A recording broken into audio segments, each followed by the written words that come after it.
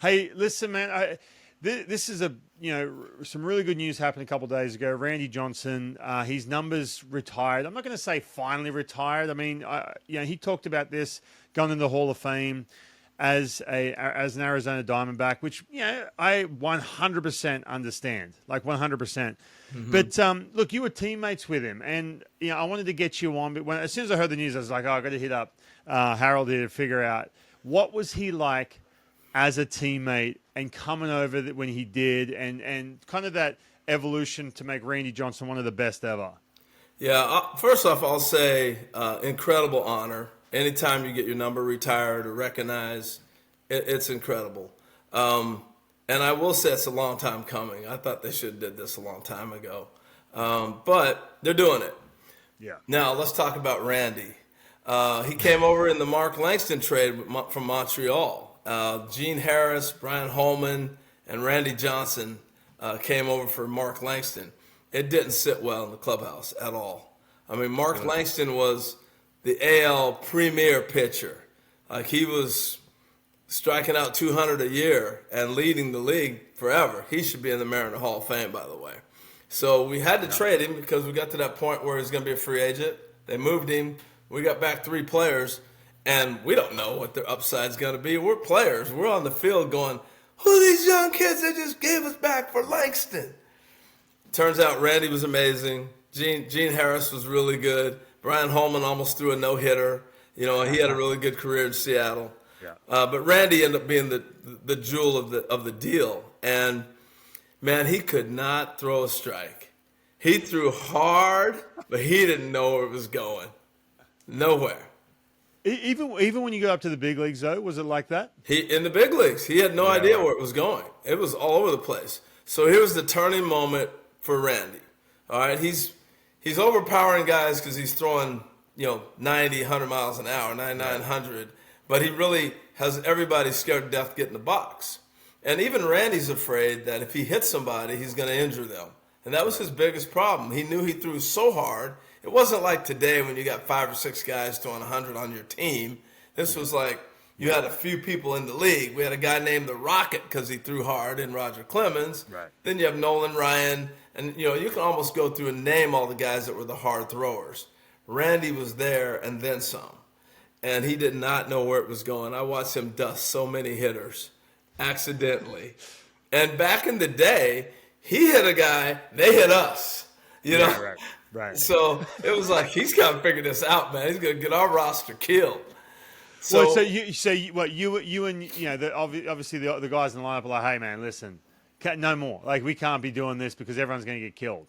Yeah, because if you let's take Tony La Russa for example, the Oakland A's. If you hit his 3-hitter, he hits your 3-hitter. Right. And his motto was 2 for 1. You hit one of my guys, I hit 2 of yours. Right. So Randy comes in a game, and even though he doesn't know where it's going, and everybody knows that, he's hitting people. They're trying to hit you. Yeah, that's just the way it is. Yeah. Right. So we go to Texas. I think Rick Griffin set this meeting up, or one of our pitching coaches, but he goes to lunch with Nolan Ryan. Yeah. And Nolan's the premier. Well, he's Nolan Ryan. He's the premier pitcher in the league and throws hard and is not afraid to knock guys down and all that. And Randy's biggest thing, at least as far as I understood it, was he was afraid he was going to hurt somebody. So he goes to lunch with Nolan, and Nolan says, if you get a guy 3-0, throw it at him. You're going to walk him anyway. And watch, they'll get out of the way. That was his way of telling Randy, their job is to get out of the way. They'll get out of the way. So after that, he got over that fear of hitting people. And the next time we saw Randy throw again, he struck out, I think, 17 Rangers. And that was the beginning of the big unit. Right. And after that, it was like domination. I want to go back to 2 things you mentioned. First of all, look, you talk about it, and we hear about it all the time. Guys from past generations, like where someone gets hit, well, guess what? There's going to be that retaliation. You don't see it as much anymore, right? Right. Especially, I mean, even Spencer Strider a couple days ago, hit Bryce Harper, and you're kind of questioning, all right, is that just an automatic? Hey, there has to be retaliation, but there wasn't. There may be in the future.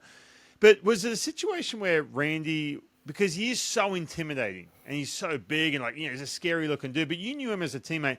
Was there ever those times where he was, like putting his hand up, like apologizing to guys on the other team, or like, hey, my bad, like doing this, or any of that? Or he just kind of kept it to himself? Was he still trying to be like super intimidating, or did he all of a sudden grow into that?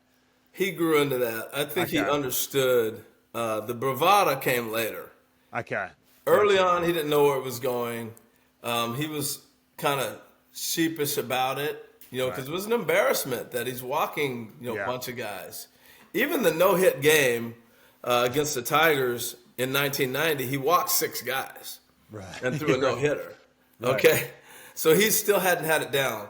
But when he got his control down, his confidence down, he started to grow a little hair, and his hair got longer, and he got this whole look to him and became this, like, god on the mound. Then it was like, get in the box. And he wasn't afraid to dust guys. And if he knocked them down, he just sat there and looked at them. Like, what are you going to do?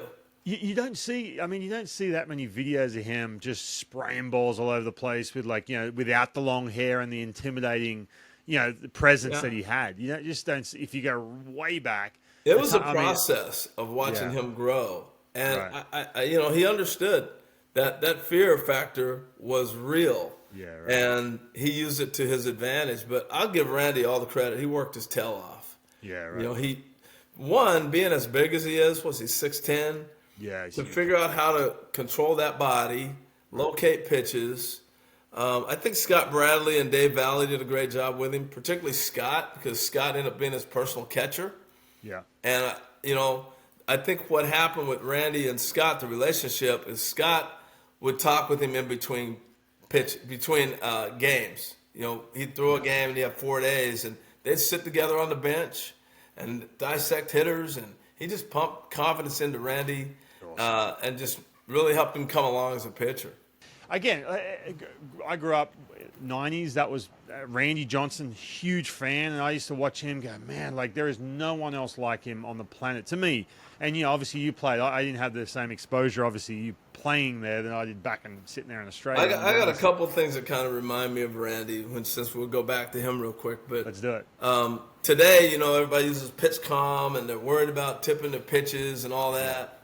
And there was a stretch where Randy was so dominant. They'd be like, Randy, you're tipping your pitches. And he'd go, good luck. Right. Yeah. I mean, he basically would say, Right. here's a fastball. I dare you to hit it. Here's my slider coming at you. He's like, I'm not changing my mechanics or my glove hold. Right. They think they got it, then hit it. That was kind of him. That was part of the bravado of Randy. And then the other thing was guys, when I was playing, tip signs all the time. That's why you have PitchCom and all these different decoding mechanisms now where you can't have people giving your signs. Yeah. And I remember playing the Brewers, and they were the best at tipping signs from second and passing it to the hitter. Gotcha. And Paul Molitor's on second, Randy's pitching, and I walk over to Paul. I'm like, man, you don't want to be giving pitches right here. Randy sees you guys out here tipping pitches. And he's like, I'm not tipping pitches, because he knew once he got in the box, you were going to get drilled if you were tipping pitches. And so that was kind of a thing I used to use when Randy was pitching. Like, hey, Randy saw that. He's calling me to the mound. No, I'm not giving anything. And so nobody was giving anything when he was pitching. Did you face Randy? Yeah, I faced him actually. I'd faced him in spring training, but then I went to Baltimore in '93 and I faced him. That's what I thought, yeah. I faced him then. He was tough, man. What was it about him? Because obviously they couldn't measure this, but obviously the extension, because he's so big, it looks like he's right on top of you. The height, arm angle. What was it about him that made him so tough? His slider. Okay. It was coming out of the same arm angle as his fastball, but it was breaking like it was nasty. Yeah. And that was the big thing. And then his intimidation. I mean, he was an intimidator. And if you would have said that to the Randy Johnson who broke into big leagues, like, this guy's going to be the most intimidating pitcher in the big leagues, and people would have went, what? And then as he was heading out, even when he didn't have his greatest of great stuff in his latter years, he still had that stomp around the mound, that I'm going to intimidate you stuff going. So good for him. What? I mean, obviously the intimidation factor, but when you watch, this generation of pitchers, right? If they went back, if you're a pitching coach and you said, "Look, I want you to go back and watch Randy," what could they take from him? Especially from a mound presence point of view. Never worrying about pitch count. That was never a Okay. problem. I think guys today pitch to pitch count. Like, oh man, I just threw 30 pitches this last half inning. I only got another 2 or 3 more innings left if I get to go that far. Or they start with the mindset of if I get 5, good job. Randy was, I don't care what the pitch count is. I'm going all the way. I want the ball the whole game, and don't even come out here and talk to me. And that was the other thing. It was like, you get that signal from the mound, like, hey, go talk to him, go talk to him. It's like, no, you go talk to him. All he's going to do is cuss you out when you get there. Right. Nice. Well, Harold, listen, man, this has been fun. I'll let you get back to your usual. But, yeah, man, it's look, Randy Johnson, I'm stoked that he's going to be a bigger part of you think of half his career, right? Like, I think it was, 9 years worth of – yeah, I mean, if you want to talk WAR numbers and all that, he put up ridiculous just in a short period of time as a Seattle Mariner. Then he went off to do amazing things. But, Harold, this has been fun, man. I appreciate you joining us. Appreciate it, man. He was a big-time drummer all the time, too. He'd be in the back drumming constantly. Really? In the clubhouse? In the clubhouse in the back. All the way in the back, he has a drum set set up. And there'd be, you name it, the whole grunge movement would walk through. Nirvana, you name it. They were all coming back there and playing with Randy back there. Really? Yeah. Hang on. So hold on. Before so you had what guitars and stuff set up there, or would they? Oh yeah, they had at one point when Mark Langston was there, they had a whole band. And they just continued that for years. And when Randy he was like, I can play back here? Like, yeah, they've been doing that for years, man. So he'd be back there all the time. Yeah. So hang on. So you had some Nirvana back there? Eddie Vedder and all those guys used to come through because all those groups are out of Seattle basically, and they were all baseball fans. They come through, and you never know who's around. See, I play a little bit of guitar. I can play some Metallica songs. Okay. All right. But I'm telling you right now, the Mariner band. Hey, no, I'm telling you right now, if you had like an Eddie Vedder roll in or a Nirvana or whatever, there's no way I'd be embarrassed. I'd be way too intimidated, man. There's no chance. No chance. But that's good to hear, man. That's awesome.